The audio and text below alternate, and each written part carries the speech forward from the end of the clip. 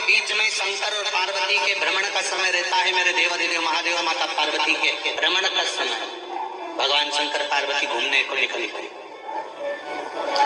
इसलिए हमारा सनातन धर्म कहता है शाम के समय पर माताओं को झाड़ू नहीं लगाना चाहिए, शाम के समय पर माताओं को चूड़ी बिछिया नहीं बदलना चाहिए, शाम के समय पर माताओं को मांग में सिंदूरा नहीं भरना चाहिए, शाम के समय पर माताओं को बाल नहीं बांधना चाहिए, शाम के समय पर माताओं को चौखट पर नहीं बैठना चाहिए। उसका कारण क्या है? क्योंकि पार्वती जी ने भगवान भोलेनाथ जी से कहा था कि तुम मुझे रोज शाम के समय प्रदोष काल में भ्रमण के लिए लेकर जाते हो, मेरे लिए आज्ञा क्या है? शंकर भगवान ने कहा सुनो पार्वती, मंदिर के अंदर नंदी रहता है, जाने वाला यात्री जब मंदिर में मेरा दर्शन करने आता है तो नंदी के कानों में कहकर जाता है कि शिव जी को मेरे यहाँ लेकर आना।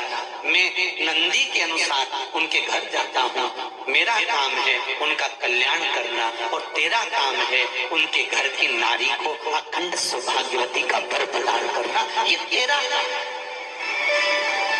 तब पार्वती माता ने कहा अखंड सौभाग्यवती होने का वर मैं तो दे दूंगी, पर उस समय पर माता चूड़ी बदल रही होगी, हाथ से चूड़ी निकाल रही होगी तो मैं वर कैसे दे सकती हूँ? मांग भर रही होगी तो मैं वर कैसे दे सकती हूँ? उस समय पर चूड़ी बिछिया बदला जा रहा होगा तो मैं वर कैसे दे सकती हूँ? उस समय पर झाड़ू लग रही होगी तो मैं लक्ष्मी को वहां कैसे भेज सकती हूँ? आप बताओ। तो शंकर भगवान ने कहा प्रदोष का समय एक ऐसा समय होता है, शाम का समय ऐसा होता है जिस समय पर केवल शंकर और पार्वती की आराधना का समय होता है। हम तो कई लोगों से कहते हैं अगर आपके यहाँ संपदा नहीं आ रही है, बहुत मेहनत कर रहे हो, फल नहीं मिल रहा, कहीं नौकरी, कहीं सर्विस या कहीं व्यापार या व्यवसाय में कहीं तकलीफ आ रही है, हम सबसे कहते हैं शाम का समय पकड़ लो, शंकर जी के मंदिर में दिया लगाना प्रारंभ करो। शिव मंदिर में अगर दिया नहीं लगा रहे हो तो बेलपत्री के पेड़ के नीचे दिया लगा। बेलपत्री और शंकर जी के मंदिर में दिया नहीं लगा रहा तो शंकर जी के मंदिर के बाहर चौखट पर दिया लगा।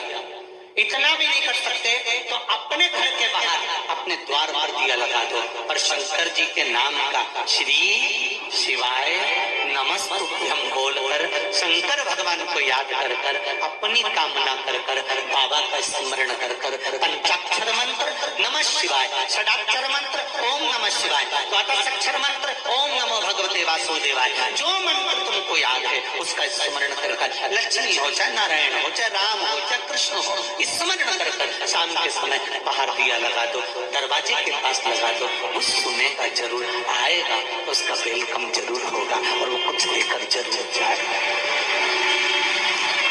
नियम तो बनाओ, उसकी चौखट पर यात्रा करना पड़ा।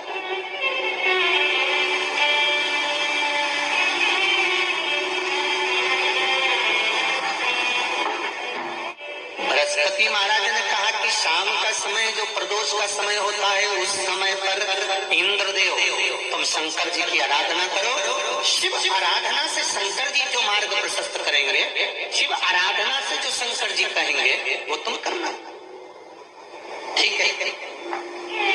आराधना करी बाबा भोलेनाथ जी।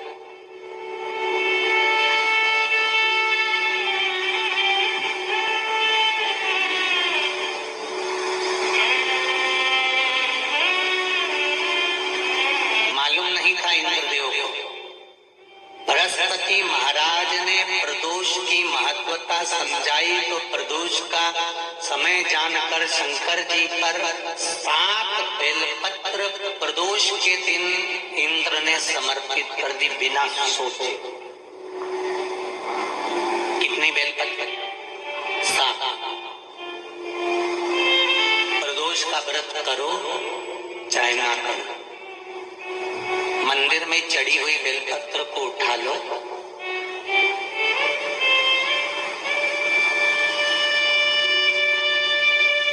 बेलपत्र का ब्रह्म कमल बना लो,